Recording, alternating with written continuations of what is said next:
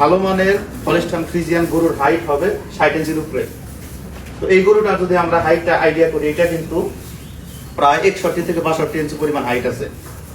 তো এরপরে দেখতে হবে গরুটার চামড়া মসৃণ, পাতলা এবং ঢিলাঢালা কিনা। তো আপনারা গরু নেওয়ার সময় অবশ্যই খেয়াল করবেন, এরকম করে চাপ দিয়ে দেখবেন। তো চামড়া সাধারণত দুই জায়গায় দেখতে হবে, তো এই জায়গায় দেখতে হবে আর দেখতে হবে পিছনে লেজের গোড়া।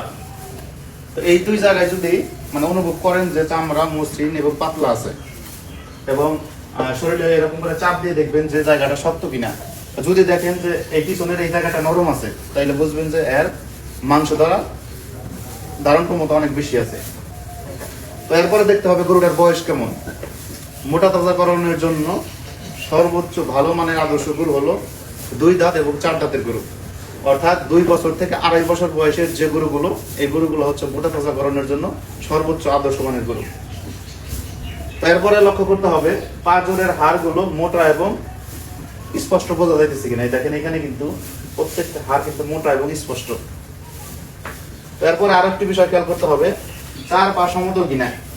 ধরেন এই গরুটার এখন যদি ওজন প্রায় 450 থেকে 500 কেজি হয়, এই গরুটা যদি আরো 1 বছর আমরা খামারে রাখি, তাইলে কিন্তু এটার ওজন হবে 800 থেকে 900 কেজি।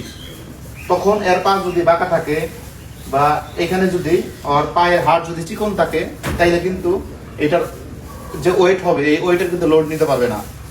এই জন্য চেষ্টা করতে হবে যে গরুর 4 পা যেন সমতল থাকে এবং পা গুলো যেন মোটা এবং মজবুত থাকে। তো পিছনের পায়ের তুলনায় সামনের পা গুলো একটু খাটো হবে। ধরেন এখানে কিন্তু এই গরুটার যে পিছনের পা গুলো আছে, তো এই পায়ের তুলনায় কিন্তু সামনের পা গুলো একটু খাটো। এরপরে মাথার শেপ হবে প্রশস্ত, এইদিকে একটু প্রশস্ত হবে এবং খাটো হবে এবং শিং খাড়া থাকবে।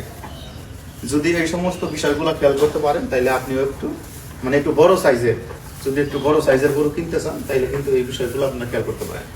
আর এই গরুটি দিয়ে হচ্ছে গাভীকে প্রজনন করানো হবে, এই জন্য এই সারটা আমাদের নেওয়া। তো ইনশাল্লাহ আশা করি এই সার দিয়ে যদি গাভীকে প্রজনন করানো হয়, তাইলে এর ভিতর থেকে, ওই গাভীর ভিতর থেকে ইনশাল্লাহ ভালো মানের একটি বাছুর আমরা পাবো। ধন্যবাদ সবাইকে, আসসালামু আলাইকুম।